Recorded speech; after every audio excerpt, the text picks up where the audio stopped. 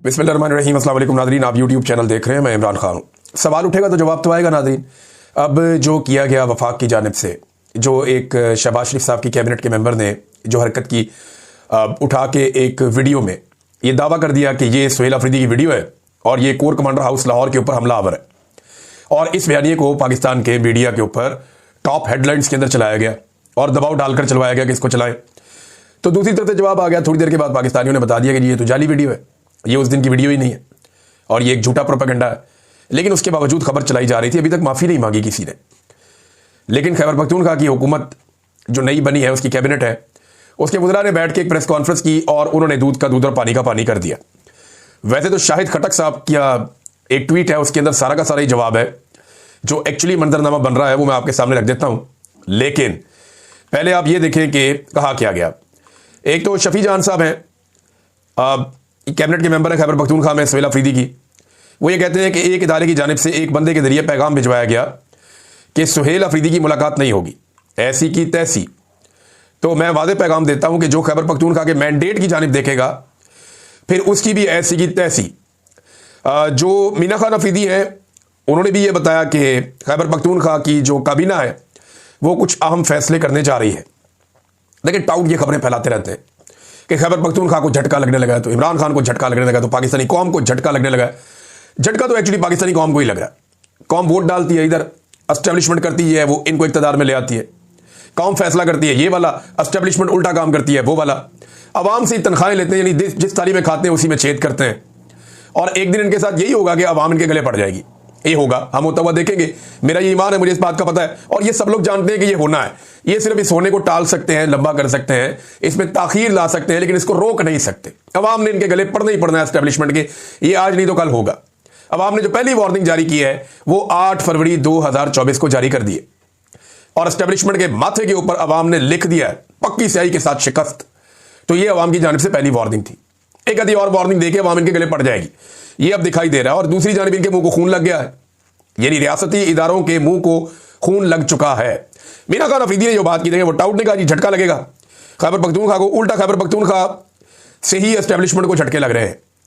जब से उन्होंने जरगे की बात की है, तो मेरी इत्तला के मुताबिक जिन रहनुमाओं से सुहेल अफरीदी ने बात की, उन रहनुमाओं पे शदीद दबाव है एस्टेब्लिशमेंट का कि आपने सुहेल अफरीदी की जानिब से या खैबर पख्तूनख्वा की हुकूमत की जानिब से जो स्पीकर सूबाई असम्बली जरगे के लिए कॉल करेंगे, आपने उसमें नहीं जाना। मैं आपको फिर बता देता हूं कि मिलिट्री एस्टेब्लिशमेंट दबाव डाल रही है। फजलुर रहमान था, इमल वली खान था, बाकी लोग थे जो अपोजिशन के, सराजुल हक वगैरह, जिनसे रब्ता किया गया। इन लोगों पे दबाव डाला गया मिलिट्री एस्टेब्लिशमेंट की जानिब से, इनकी पार्टियों पर और इन लोगों पर, कि आपने कोऑपरेट नहीं करना। अगर नुमाइंदगी करनी है तो गोल मोल किस्म की करनी है। आपने इस जरगे को कामयाब नहीं होने देना, यह कोशिश की जाएगी, क्योंकि यह जरगा एस्टेब्लिशमेंट के लिए बड़ी मुसीबत बन जाएगा। यह एस्टेब्लिशमेंट के लिए एक बहुत बड़ा झटका है। एक झटका इन्होंने और दिया। इन्होंने कहा जी रेडियो पाकिस्तान की इमारत को जो आग लगी थी उसके ऊपर ये कह रहे हैं जी कमीशन बना रहे हैं, और जो सीसीटीवी फुटेज चुराई गई थी उसके ऊपर भी वो कह रहे हैं कमीशन बना रहे हैं। इससे पहले खैबर पख्तूनख्वा की हुकूमत ने हाई कोर्ट को लिखा था, लेकिन उसके ऊपर कमीशन बना नहीं। वो कहते हैं जी ऐसे नहीं बनेगा तो हम कमीशन तो बनाएंगे, चाहे कोई और कमीशन बना दे, लेकिन 9 मई के वाकयात की हम तहकीकात करवाएंगे कमीशन बनाकर खैबर पख्तूनख्वा में। गंडापुर साहब ने थोड़े से मामला डाउन कर दिए थे, लेकिन ये लोग कह रहे नहीं हम कमीशन बनाएंगे।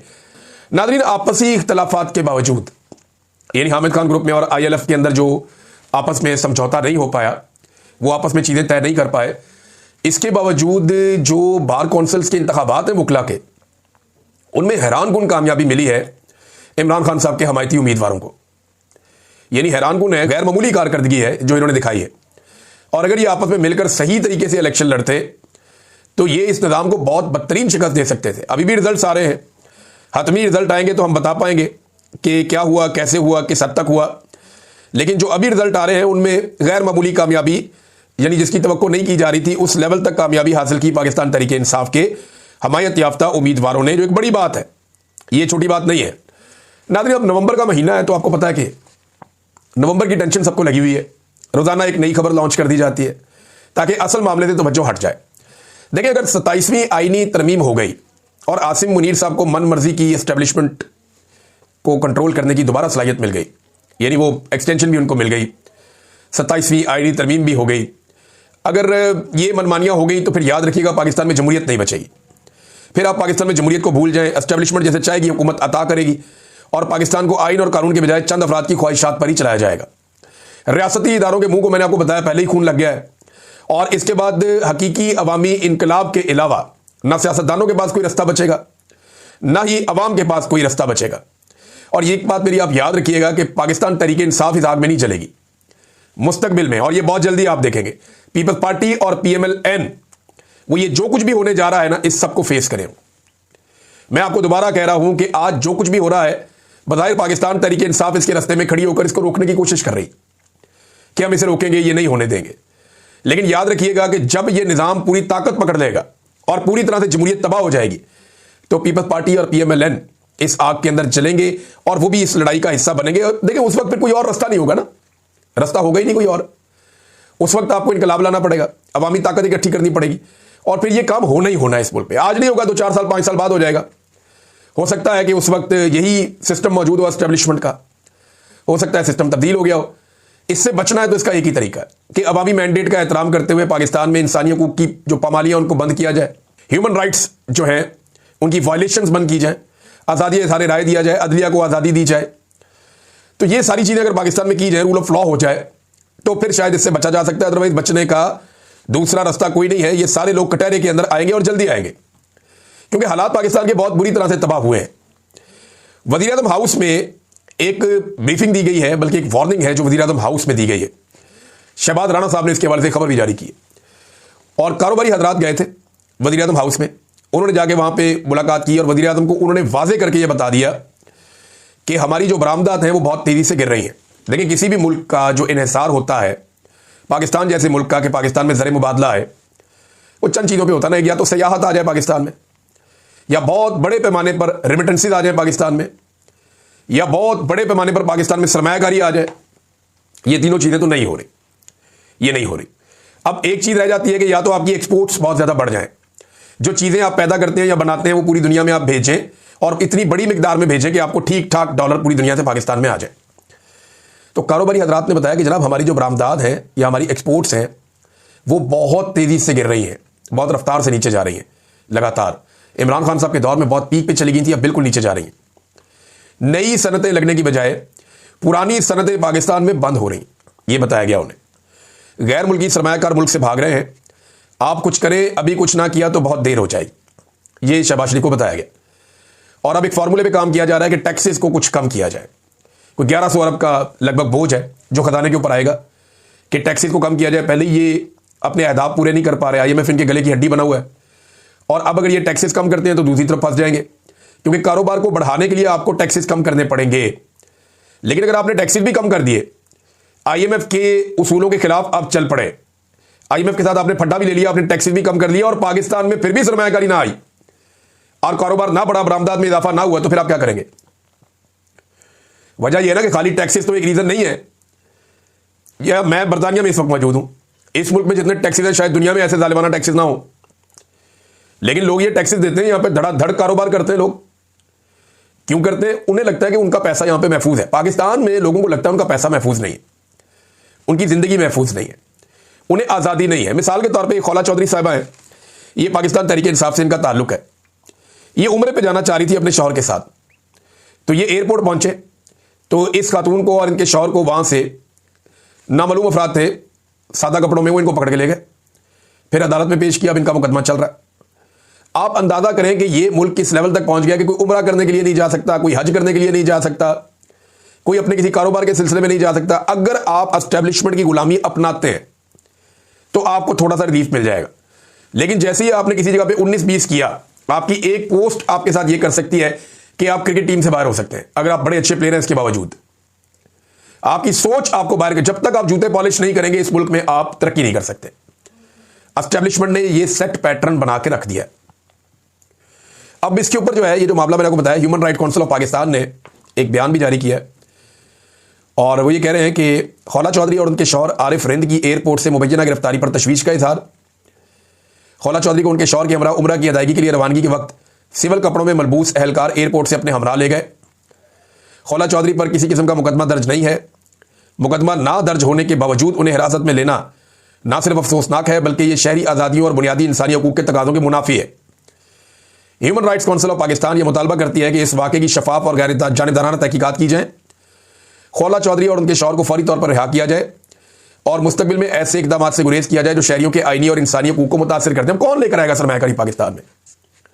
मैं ये खबर पढ़ के सुना रहा हूं, जो लोग इस खबर को सुनेंगे वो ये कहेंगे यार पाकिस्तान के अंदर तो बंदा जाके फंस जाता है, वो जेल है, उससे मैं बाहर कैसे निकलूंगा, लोग कैसे सरमायाकारी लेकर आएंगे?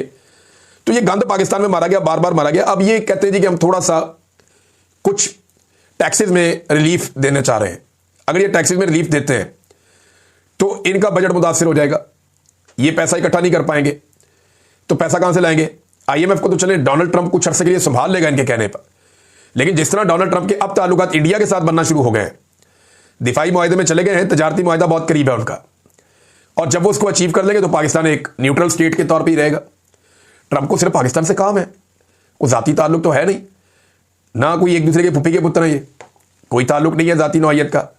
शहबाज शरीफ साहब ने जिस लेवल की गिरावट का सबूत दिया, जिस तरह ललचाई हुई नजरों से वो डोनाल्ड ट्रंप को देख रहे थे, एक आंख छोटी करके, उनके चेहरे की चमक उस पॉलिश से ज्यादा मुझे दिखाई दे रही थी। उनको आलमी सतह पे कहा गया शू शाइन बॉय, आलमी सतह पे कहा गया। कितनी तकलीफ वाली बात है, शू शाइन बॉय, कि जो जूता मिलता है पॉलिश शुरू। ये हमारे वजीर आजम के लिए कहा गया, आलमी सतह पे कहा गया, बहुत अफसोसनाक है। बहरहाल इकॉनमी की हालत तो आपके सामने बता दिया वजीर आजम को आकर लोगों ने कि जनाब चीजें नहीं संभल रही, हालात बहुत पतले हैं। एक और खबर है, और ये मुराद सईद के हवाले से। मैंने आपको बताया था कि स्वात में एक होटल के ऊपर छापा मारा गया, इस शक पर एजेंसियों ने मारा कि यहां मुराद सईद छुपा हुआ है, लेकिन मुराद सईद वहां पे मिला नहीं। तो ये 50 के करीब बंदे वहां पे घुसे थे, इन्होंने बड़ी धक्कमपेल भी की, बड़ी बदतमीजी भी की लोगों के साथ, लेकिन मुराद सईद नहीं मिला इन्हें। अब वहां पे एक जरगा हुआ, मुराद सईद के हवाले से जो मुबैना कार्रवाइयां हो रही हैं उनके खिलाफ एक एहतजाज भी हुआ, और डॉक्टर अमजद अली खान साहब के हुजरे पर एक जरगा हुआ जिसमें मुराद सईद से लोगों ने यकजहती का इजहार किया। उन्होंने कहा जी कि गैर कानूनी कार्रवाइयों की मजम्मत करते हैं और इनकी कोई गुंजाइश नहीं है, अपने रहनुमाओं और उनकी फैमिली की हिफाजत करेंगे।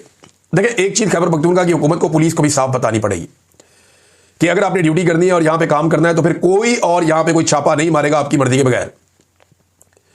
कोई ऐसा कानून नहीं है कि आप किसी को गिरफ्तार कर लें या उठाकर ले जाएं पुलिस के बगैर, ये आप नहीं कर सकते। हां, सिर्फ एक जो है वो कानून मौजूद है खैबर पख्तूनख्वा में, जिसको पाकिस्तान तहरीक इंसाफ ने कहा था हम खत्म कर देंगे। जिस कानून के तहत फौज खैबर पख्तूनख्वा में ऑपरेशंस कर रही है, तो पाकिस्तान तहरीक इंसाफ को वो कानून खत्म करना चाहिए। वो खत्म कर देगी कानून, तो उसके बाद कोई जवाब किसी के पास नहीं है किसी के ऊपर हाथ डालने का। फिर तमाम इख्तियारात पुलिस के पास होंगे, पुलिस को आप पूछ सकेंगे बाद में कि भाई ये काम क्यों हुआ, ये कैसे हुआ, पुलिस फिर रिस्पॉन्सिबल बन जाएगी। तो खैबर पख्तूनख्वा की हुकूमत उस तरफ अभी बढ़ रही है, आहिस्ता आहिस्ता आप चीजें तब्दील होती हुई देखेंगे। ये मुझे नहीं लगता कि सोहेल अफरीदी बिला वजह जा रहा है बार बार अडियाला जेल, ये गिनती पूरी कर रहा है। लेकिन 4 चक्कर सोहेल अफरीदी के अडियाला जेल के लग गए, 5वां चक्कर परसों लगेगा मंगल वाले दिन, और फिर जुमेरात को 6ठा चक्कर लगेगा। और ये प्रेशर एस्टेब्लिशमेंट के ऊपर बढ़ता जाएगा कि देखें मैं 1 दफा आया अदालती ऑर्डर लेकर, 2 दफा आया, 3 दफा आया, 4 दफा आया, 5 दफा आया, मैं 10 मरतबा आया अदालती ऑर्डर लेकर, आपने मुझे नहीं मिलाया। अब मुझे अदालत इंसाफ नहीं दे रही, मुझे ये निजाम इंसाफ नहीं दे रहा, मेरा कानूनी और आईनी हक मुझे नहीं दिया जा रहा, लिहाजा अब मैं अवामी ताकत के साथ आ रहा हूं क्योंकि आपको कानून की बात समझ नहीं आती। ये जवाब खुद सोहेल अफरीदी के लिए पैदा कर रही है ये रियासत, और वो बड़ी खामोशी से इस जवाब को पैदा होने दे रहे हैं। नादरीन, एक तरफ मरियम नवाज जो है वो TLP को कुचल रही हैं, तहरीक लबैक पार्टी को, और वो बड़ा जबरदस्त, मैंने पिछले वीलॉग में आपको बताया कि उन्होंने एक पंफलेट भी जारी किया पंजाब गवर्नमेंट ने कि जनाब मौलवी जो है वो इसके ऊपर इकरारनामा करें, तो बड़ी अच्छी बात है। दूसरी तरफ मैं कैप्टन सफदर की एक तकरीर सुन रहा था, कैप्टन सफदर कहता या अल्लाह मुमताज कादरी पैदा कर। कैप्टन सफदर ने वहां बड़ी उछल उछल के तकरीर की है, बड़ी जज्बाती किस्म की मजहबी तकरीर मौलवियों को बैठा के, और जहाद फी सबीलिल्लाह का भी उन्होंने ऐलान किया है कैप्टन सफदर ने वहां पे, और अकलियतों के खिलाफ किया है। लेकिन मुमताज कादरी पैदा करने के लिए दुआ बार बार मांगी है। एक तरफ मुमताज कादरी के जो बेनिफिशरी है TLP पार्टी, जो ये कहते हैं कि मुमताज कादरी की दुनिया से जाने के बाद, उनकी फांसी के बाद, ये पार्टी जो है वो एकदम ऊपर की तरफ आई थी TLP, और उसका इन्हें बड़ा फायदा हुआ था, उनके जनाजे से ये मामला खुल के बहुत बड़ा हो गया था। अब वहां कैप्टन सफदर ने ऐसा लगता है कि एक नई TLP बनाने का फैसला कर लिया है, तो मरियम नवाज किसी और तरफ चल रही है, कैप्टन सफदर किसी और तरफ चल रहे हैं। वैसे मुमताज कादरी ने किया क्या था, एक गवर्नर को कत्ल कर दिया था, उसकी सिक्योरिटी में था, तो अगर एक और मुमताज कादरी पैदा हो गया तो क्या वो मरियम नवाज को कत्ल कर देगा, उसकी सिक्योरिटी में होगा? कैप्टन सफदर चाहते क्या हैं, क्या करना चाहते हैं? मरियम नवाज साहबा को कैप्टन सफदर से पूछना चाहिए कि आप क्या चाहते हैं, आपकी ख्वाहिश क्या है। एक नया मुमताज कादरी पैदा कर, तो मुमताज कादरी से आपने क्या काम लेना है। यानी वो अपने मुंह से कहता था, सलमान तासीर, वो अब इस दुनिया में नहीं है, कि मैं गुस्ताख रसूल नहीं हूं। वो अपने मुंह से बहुत सारी बातें करता था। उलमा इकराम पाकिस्तान की जो जय्यद है, उन्होंने कहा कि नहीं, मुमताज कादरी ने ज्यादती की थी, पाकिस्तान की अदालत ने उसको सजा दी थी। लेकिन यहां क्या हो रहा है, यहां मरियम नवाज का शौहर कह रहा है कि एक और मुमताज कादरी पैदा कर। तो किसके लिए पैदा करना है? आसिम मुनीर साहब के लिए करना है, मरियम नवाज के लिए करना है, शहबाज शरीफ के लिए करना है? किसके लिए पैदा करना है एक नया मुमताज कादरी? ये कैप्टन सफदर से बुला के पूछा जाना चाहिए, वही इसका जवाब दे सकते हैं। अब तक के लिए इतने, अपना ख्याल रखिएगा, अपने चैनल का भी। अल्लाह।